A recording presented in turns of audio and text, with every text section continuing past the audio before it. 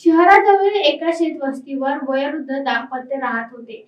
रात्री 1 वाजता अज्ञात चोरट्यांनी घरात घुसून पती पत्नीला मारहाण करीत चाकूचा धाक दाखवून 15,000 रुपये रोख रक्कम सह 5 तोळे सोनं व चांदीचे दागिने लुटून चोरटे पसार झाले। या घटनेमुळे शेतवस्तीवरील शेतकऱ्यांमध्ये घबराटीचे वातावरण पसरले आहे। गंगापूर शिवारात मदर टेरेसा पब्लिक स्कूलच्या पाठीमागे गट क्रमांक 290/2 मध्ये भगवान पाडळकर व त्यांची पत्नी शेतामध्ये राहत होते।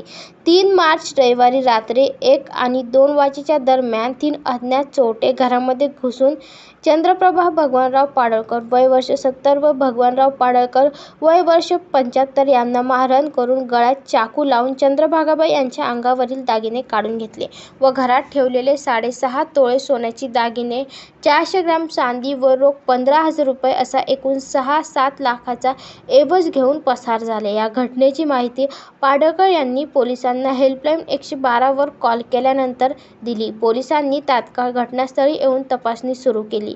दुपारी छत्रपती संभाजीनगर येथील श्वान पथक घटनास्थळी आले असता श्वानाने खदानी परतगत काढल्या। या प्रकरणी गंगापूर पोलीस स्टेशनमध्ये गुन्हा दाखल करण्याची प्रक्रिया सुरू होती।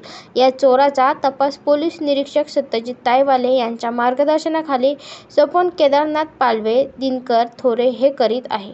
Bureau report AI news Chhatrapati Sambhajinagar.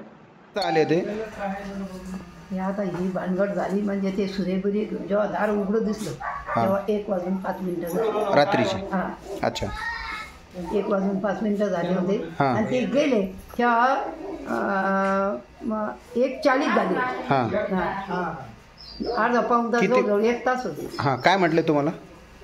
काही आले ते हे दार उघडून ते पण दार उघडून ते लोटलेलं होतं पण कडी लावलेली होती। ते आले इथे मी झोपलेले, माझं पांघरून काढलं तर मी पाहिलं ते सुरान ते पाहिलं, मी जोरात ओरडायला लागले भाऊ जागे व्हावे म्हणून। मग ते जरी भाऊ उठले कारे करू लागले तर भाऊच्या जवळ गेला, भाऊला म्हणे अजिबात आवाज नाही करायचा, त्यांच्या 2-3 तोंडात मारले याच्या पापाच्या।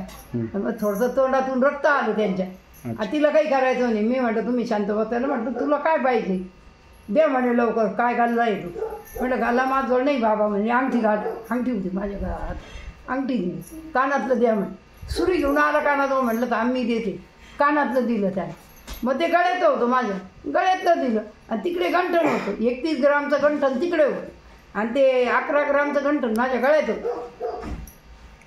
मग तिकडे ते महालक्ष्मीचे पुन्हा सोन्याचे दागिने माळा होत्या, सोन्याचे मंगळसूत्र होते, ते 10 ग्रामचे दोघी मिळून होते, एकेकीचे 5-5 ग्राम आणि चांदीचं जाळीचे टोप होते असे एवढाले महालक्ष्मीचे दोघींचे। त्यावेळेला मी 18,000ला आणले होते आणि पाळणा चांदीचा, त्याच्यात पाळण्याला अशी प्रभावळ होती चांदीची आणि चांदीचं पाळणं आणि त्याच्यामध्ये गोपाळकृष्ण पण होता चांदीचा आणि त्याला साखळी होती अशी एवढं, ते पण नेलं। ते पेटी महालक्ष्मीची उचकून चुकीचं कपाटावर होती। किती माणसं होते असं? घरात 3 आलेले होते, पण तो एक जो माझ्याजवळ होता लाल शर्ट होता, त्याच्या अंगात बदामी रंगाचा फुलबायाचा, तोंड सगळं पॅक होतं पण डोळे फक्त उघडे, इथे उभा राहायचा आणि तिकडे काहीतरी खून व्हायचा, म्हणजे माझ्या अंदाजे तिकडे कुणी असं मला वाटलं, पण मी काही डिरिंग केली। काय नाव तुमचं?